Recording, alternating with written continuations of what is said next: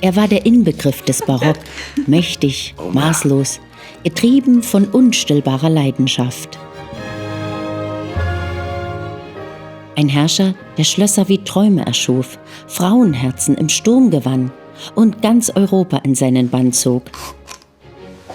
August der Starke, Kurfürst von Sachsen und König von Polen. Am 12. Mai 1670 erblickt er in Dresden das Licht der Welt. Ein Herrscher, der Europa verändern wird. Doch niemand ahnt es, denn Friedrich August ist nur der zweite Sohn. Das Haus Wettin, eine der ältesten und stolzesten Dynastien Deutschlands. Seit über 800 Jahren herrschen sie über Sachsen. Sein Vater, Kurfürst Johann Georg III., führt das Land durch schwere Zeiten. Seine Mutter, Anna-Sophie von Dänemark, ist eine Prinzessin mit nordischem Königsblut. Friedrich August wächst im Glanz des Dresdner Hofes auf. Doch sein Weg scheint vorgezeichnet. Als Zweitgeborener wird er niemals herrschen. Die Krone gebührt seinem älteren Bruder, Johann Georg IV. Für ihn bleibt nur das Schwert oder die Kirche. Der junge Friedrich August ist kein gewöhnlicher Prinz. Er zerbricht Hufeisen mit bloßen Händen, drückt Silbertaler zusammen und wird bald nur noch der Starke genannt. Doch seine Kraft ist mehr als Muskelspiel. In ihm wächst ein Wille nach Macht, Ruhm, Anerkennung. Dann kommt das Jahr 1694. Johann Georg IV. Erkrankt an den Pocken, angesteckt von seiner eigenen Mätresse. Für die strenggläubigen Sachsen ein göttliches Zeichen. Am 27. April stirbt der junge Kurfürst, kinderlos. Und über Nacht ändert sich alles. Der 24-jährige Friedrich August wird Kurfürst von Sachsen, ein Titel, den er mit Stolz trägt. Aber sein Blick reicht weiter. Er will mehr, er will eine Krone und er wird alles dafür tun. Der junge Kurfürst braucht eine Gemahlin. Die Wahl fällt auf Prinzessin Christiane Eberhardine von Brandenburg-Bayreuth aus einer Seitenlinie der Hohenzollern. Eine kluge politische Verbindung, die Sachsen mit den protestantischen Fürstenhäusern des Reiches verbindet. Die Hochzeit wird gefeiert wie ein Staatsakt. Doch schon bald zeigt sich, die beiden können unterschiedlicher nicht sein. August liebt das Leben, die Feste, den Glanz. Eberhardine sucht die Stille und das Gebet. Das Volk nennt sie ehrfürchtig die Betsäule Sachsens. 1696 bringt sie einen Sohn zur Welt, Friedrich August. Er heiratet Maria Josepha von Österreich, Tochter des römisch-deutschen Königs und Kaisers Joseph I.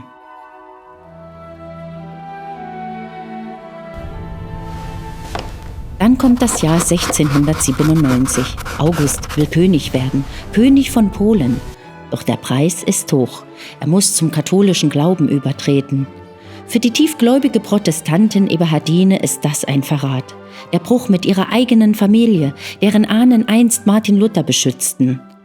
Eberhardine verlässt Dresden. Für immer. Sie zieht sich auf ihr Landgut zurück, betet und leidet.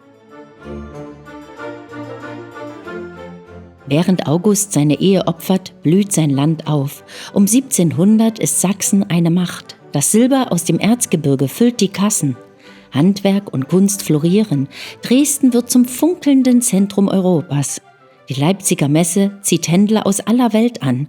Ost und West treffen sich hier im Glanz des Reichtums.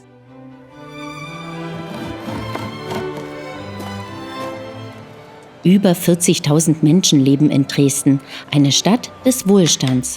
Doch unter der Oberfläche gärt es. Ein katholischer Kurfürst regiert über streng lutherische Untertanen. Während seine Ehe mit Eberhardine zerbricht, entdeckt August eine neue Leidenschaft, die Kunst der Verführung. 1694 betritt sie den Dresdner Hof, Maria Aurora Gräfin von Königsmark. Geboren in eine deutsche Adelsfamilie, schön, gebildet, voller Geist. Schon als 15-Jährige begleitet sie ihre Mutter an die Höfe Deutschlands und Schwedens. Überall erregt sie Bewunderung. Voltaire nennt sie später die berühmteste Frau zweier Jahrhunderte. Am sächsischen Hof trifft sie auf ihn, Friedrich August, den künftigen August den Starken, 8 Jahre jünger, voller Energie, machtbewusst und leidenschaftlich. Er ist seit 1693 verheiratet mit Christiane Eberhardine von Brandenburg-Bayreuth. Doch diese Ehe ist nur Pflicht. Aurora ist Verführung, Glanz und Geist. Sie wird seine erste offizielle Mätresse. Und mehr als das, sie wird seine Muse. Am 28. Oktober 1696 bringt sie in Goslar einen Sohn zur Welt, Moritz.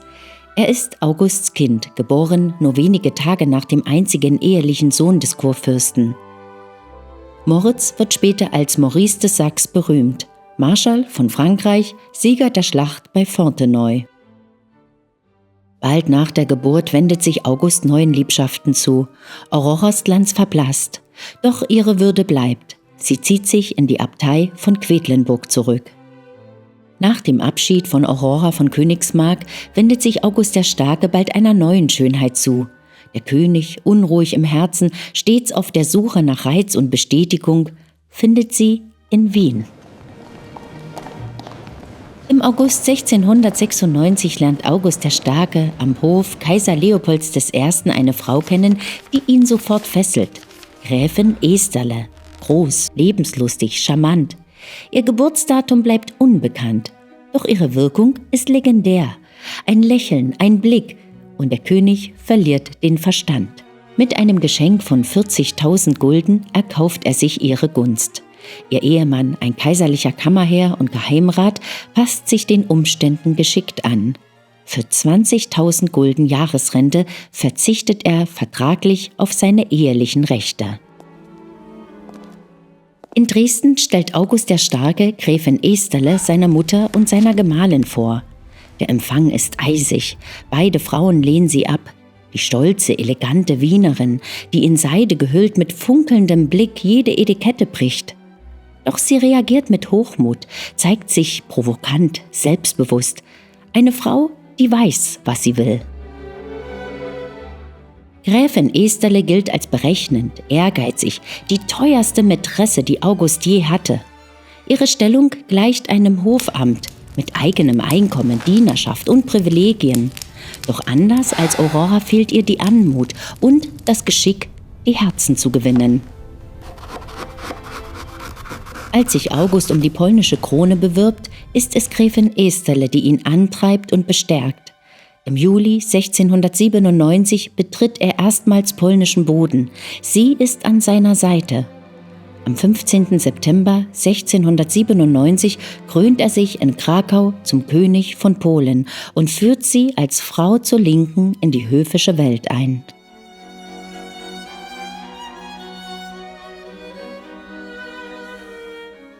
Doch die Gunst währt nicht ewig. Die polnischen Adligen wollen lieber eine Frau aus dem eigenen Land an der Seite ihres Königs sehen. Katharina von Altenburkum, verheiratete Lubomirska, nimmt bald ihren Platz ein. Gräfin Esterle wird der Untreue beschuldigt. Man sagt, sie habe mit mehreren Höflingen geliebäugelt. Der Königshof erklärt sie zur unerwünschten Person. Innerhalb von 24 Stunden muss sie Polen verlassen. Später lebt sie in Breslau, nun als Gräfin von Oppersdorf. Nach dem Sturz der Gräfin Esterle richtet sich Augusts Blick erneut auf eine Schönheit. Eine Frau, die bald ganz Dresden verzaubern wird. Ursula Katharina von Altenburkum. Im Jahr 1700 wird sie offiziell die neue Mätresse des Königs. Jung, charmant, klug und von natürlicher Anmut. Die Dresdner Gesellschaft ist begeistert. Ihre Ausstrahlung verbindet höfische Eleganz mit geistreicher Konversation. Bald ist sie die unangefochtene Herrin der Gunst am sächsischen Hof. Am 21. August 1704 bringt sie einen Sohn zur Welt, Johann Georg, benannt nach Augusts Vater. Nur 5 Tage später folgt die Belohnung. Kaiser Leopold I. erhebt sie zur Reichsfürstin von Teschen. Ein beispielloser sozialer Aufstieg von einer polnischen Adligen zur Fürstin. Johann Georg. Er ist kein Thronfolger, aber ein Sohn des Königs. Zunächst bestimmt für die geistliche Laufbahn tritt er 1728 dem Malteserorden bei. Ein Weg, der Ehre und Disziplin verlangt. Doch das Blut seines Vaters ruft ihn zu anderen Aufgaben. Wie viele der unehelichen Söhne Augusts tritt auch er in die sächsische Armee ein. Kein Feldherr von Ruhm, aber ein Offizier von Haltung und Pflichtbewusstsein. Doch die Liebe Augusts ist launisch. Schon Ende 1704 beginnt seine Zuneigung gegenüber der Fürstin von Teschen zu schwinden. Und 1705 tritt eine neue Frau in sein Leben. Anna Constantia von Heum, die spätere Gräfin Cosel. Mit ihr endet die kurze, glänzende Ära der Fürstin von Teschen. Gedemütigt, vom König verlassen und vom Hof gemieden, zieht sich Ursula Katharina zurück. Der König hatte ihr bereits 1704 Schloss Hoyerswerda überlassen, eine Leihgabe für 250.000 geliehene Reichstaler. Hier findet sie Ruhe und eine neue Aufgabe. Sie fördert Handel und Handwerk, belebt das kleine Städtchen und lässt das Schloss Hoyerswerda im barocken Stil umbauen. Ihr Wirken prägt die Region still, aber dauerhaft. Später zieht sich die Fürstin nach Breslau zurück, in ihre schlesische Residenz.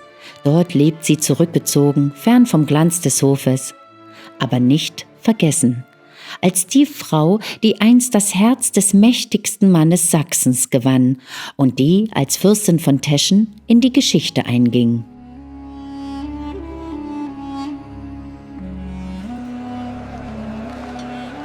Unter all den Frauen im Leben Augusts des Starken war sie wohl die ungewöhnlichste.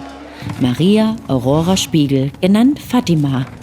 Ihr Weg an den sächsischen Hof war kein Märchen, sondern das Schicksal eines Opfers. Während des Großen Türkenkrieges wird sie von christlichen Truppen in den eroberten Gebieten des Osmanischen Reiches gefangen genommen. Ein Mädchen aus dem Orient. Schön, stolz, mit dunklen Augen und geheimnisvollem Blick. Sie gelangt nach Europa, wird aufgenommen von Gräfin Aurora von Königsmark, die sie wie eine Pflegetochter behandelt und ihr den Namen Maria Aurora gibt. Als Aurora 1694 an den Hof Augusts des Starken kommt, begleitet Fatima sie nach Dresden, nicht ahnend, dass sie selbst bald das Interesse des Kurfürsten wecken wird. Zwischen 1701 und 1706 verbindet August und Maria Aurora Spiegel eine geheime Affäre. Im Schatten der großen Hofintrigen, verborgen vor den Augen der Öffentlichkeit, entsteht eine stille, aber aufrichtige Zuneigung. Während dieser Jahre bringt sie 2 Kinder zur Welt und August erkennt beide offiziell als seine an. Er erhebt sie in den Grafenstand. Ihr Sohn Friedrich August Rotowski tritt in die Fußstapfen seines Vaters. Er wird Feldmarschall und Oberkommandierender des sächsischen Heeres, ein Mann von Mut und Pflicht, dessen Name bis heute mit der Stärke Augusts in Verbindung steht. Anders als viele andere Mätressen verliert Fatima nie völlig die Gunst des Königs. Selbst neben der Gräfin Esterle, der Fürstin von Teschen und Gräfin Cosel bleibt sie am Hof. Still, unauffällig und doch respektiert. Im Jahr 1706 bringt sie eine Tochter zur Welt, die ebenfalls den Namen Maria Aurora erhält, als Erinnerung an die Frau, die ihr einst Schutz gab und an die geheimnisvolle Verbindung zwischen Orient und Sachsen. Das Dach bricht ein! Dresden, Winter 1704. Flammen schlagen aus einem Haus, Menschen schreien, Wasser zischt auf Stein. Mitten im Chaos steht eine junge Frau, entschlossen, furchtlos. Sie dirigiert die Löschmannschaften. König August kommt selbst zur Brandstelle und da sieht er sie. Anna Constantia von Brockdorf. Bildschön. Und was ihn noch fasziniert, sie ist klug. Während andere Frauen schweigen, spricht sie mit ihm über Politik, über Macht, über Geld. Nicht als Untergebene, sondern als ebenbürtige Partnerin. August ist gefesselt. Anna Constantia wird mehr als eine Geliebte. Sie wird seine Beraterin, seine Vertraute, seine große Liebe. Zwischen 1704 und 1713 erlebt August seine glücklichste Zeit. Sie schenkt ihm 3 Kinder. Europa brennt im großen nordischen Krieg. 1706 vernichten die Schweden seine Armeen, besetzen Sachsen, demütigen August öffentlich. Er verliert die polnische Krone. Doch die Kosel gibt ihn nicht auf. Sie glaubt an ihn und an Sachsen. Gemeinsam fördern sie Innovationen. 1708 gelingt in Meißen die Erfindung des europäischen Porzellans. Weißes Gold nennt August es. Er weiß, es wird Sachsen reich machen und seinen Namen unsterblich. 1709 wendet sich das Blatt. Die Russen besiegen die Schweden. August kehrt zurück als polnischer König. An seiner Seite Anna Constantia, nun Reichsgräfin von Kosel. Sie steht auf dem Höhepunkt ihrer Macht. Doch der Glanz trügt. 1713 stirbt Gemahlin Eberhardine. Die Kosel fordert, was August ihr versprochen hat: die Ehe. Ein Dokument soll es beweisen, ein Schreiben, das den König erpressen könnte. Seine Minister warnen: eine Heirat mit einer Mätresse würde euch in ganz Europa lächerlich machen. Die Polen würden rebellieren, die Sachsen sich abwenden. 1716 fällt die Entscheidung. Anna Constantia wird auf die Festung Stolpen gebracht. Offiziell zu ihrem Schutz, tatsächlich als Gefangene. 49 Jahre lang bleibt sie hinter Mauern. Sie überlebt August um 32 Jahre.